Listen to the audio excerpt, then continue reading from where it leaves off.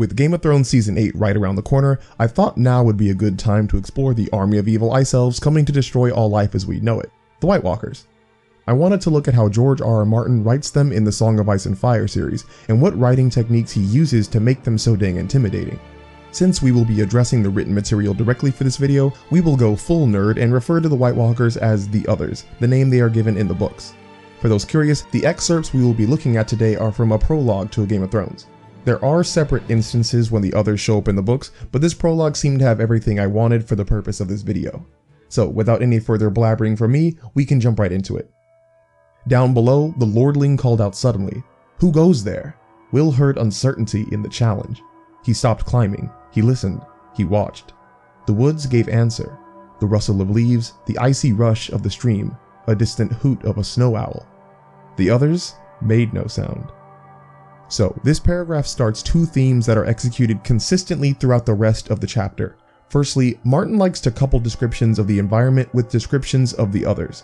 This is either done through analogy, direct comparison, or having descriptions immediately follow one another. While a small detail, this coupling accomplishes something significant. Readers will automatically start to think of the others as a force of nature without it needing to be explicitly stated. In the paragraph I just read, we receive some descriptions of the natural environment surrounding Will. Then in the next line, even though the description runs in contrast to the previous ones, we get a description of the others. The characteristics of the wintry environment work to frame the characteristics of the others.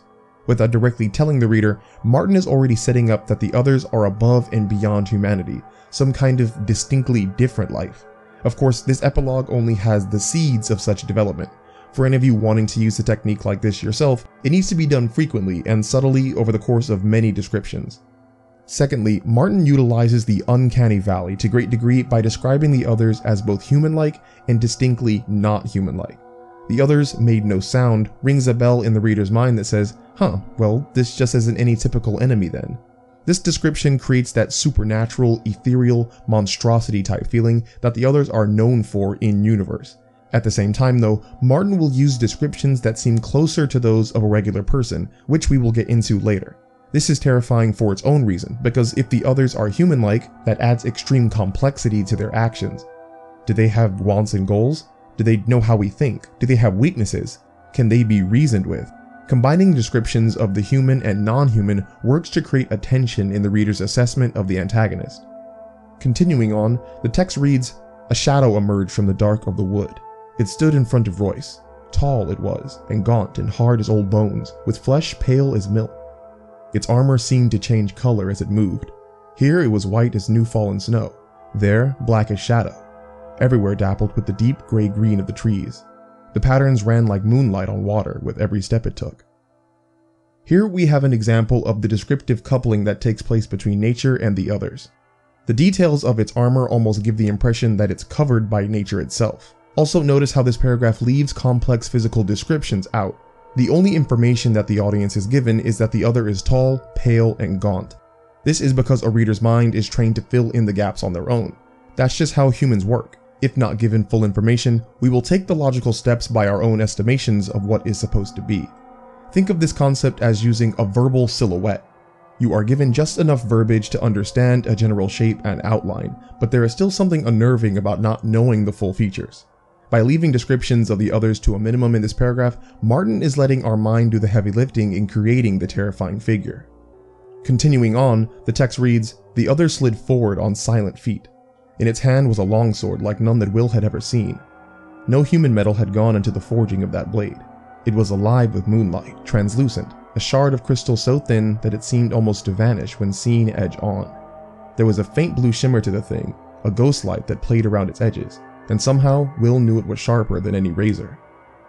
Here we have an example of human-like qualities and non-human-like qualities being coupled. We see feet and a sword, however, both these are described in unorthodox ways. These feet still don't make sound, and the sword isn't metal. It keeps the other strange and unknowable. The next paragraph goes on to say, "Sir Waymar met him bravely. Dance with me then." He lifted his sword over his head, defiant.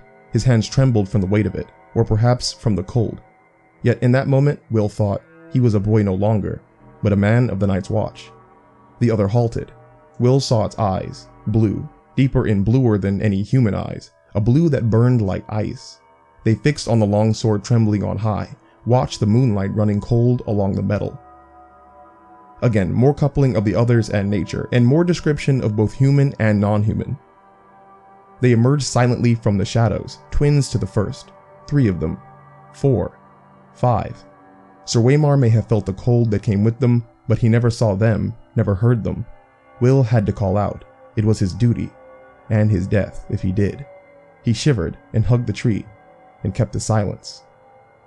So the most important part of this paragraph is the establishment of conformity within the others. This is yet another description that pushes the others further from humanity. Notice that Martin uses the word twin. This new antagonist added into the scene is the same as the previous. Also notice how he doesn't add more physical description, even though he adds more antagonists. This is all meant to convey that the others are uniform in their being. To contrast, fighting against a group of individuals is understandable, knowable, and expected. Fighting against a homogeneous, synchronized attack force is disconcerting and disarming. Without individuality, the reader can ascertain that one other represents the entire group. And if one other wants to kill Sir Waymar for seemingly no reason, it's safe to say that the rest do too. Uniform life, especially in the supernatural, is extremely alien to humans, and humans deeply fear the unknown. Continuing on, Sir Waymar met it with steel. With the blades met, there was no ring of metal on metal. Only a high, thin sound at the edge of hearing, like an animal screaming in pain. Again and again the swords met, until Will wanted to cover his ears against the strange, anguished keening of their clash. Sir Waymar was panting from the effort now, his breath streaming in the moonlight. His blade was white with frost. The others danced with pale blue light. So the last sentence here is a great use of juxtaposition. First, we are given the description of horrible sounds and tiring combat, Waymar exhausted from his fight. Our protagonists are losing. But in the last sentence, we get no such description of the others. In fact, the other is described as having a blade that danced with pale blue light, as if elegant, precise, and almost beautiful. There's no struggle for the other. There is no danger for him in this situation. There is something else going on entirely here for him, and the reader just doesn't know what it is yet. And that's really alluring. Continuing on, the other said something in a language that Will did not know. His voice was like the cracking of ice on a winter lake, and the words were mocking. Here again we get the parallelism between nature and the others, but also a humanization of them as well. They can speak, they have intelligence enough to have organized language, but that only seems to open another door of worry. Martin immediately emphasized their supernatural side by making their language unknowable, and then emphasizes its adversarial nature by making it mocking. Going on, Royce went to his knees, shrieking, and covered his eyes. The watchers moved forward together, as if some signal had been given. Swords rose and fell, all in a deathly silence. It was cold butchery. The pale blade sliced through ringmail as if it were silk. Will closed his eyes. Far beneath him, he heard their voices and laughter sharp as icicles. When he found the courage to look again, a long time had passed, and the ridge below was empty. In this final paragraph, where the others are present, we get the combination of all of Martin's aforementioned tactics. Nature/other comparisons, human versus non-human descriptions, uniform mindset, it's all here. And of course, at the end, the others vanish off the page, and I think off the whole first book, as if almost like a murderous mirage. Even their coming and going is supernatural. Keep in mind, this is the first thing that the audience is reading when they pick up the book. It is one heck of an introduction into the series. So hopefully this short breakdown of how George R. R. Martin writes the others/White Walkers will give you a better understanding or appreciation for them.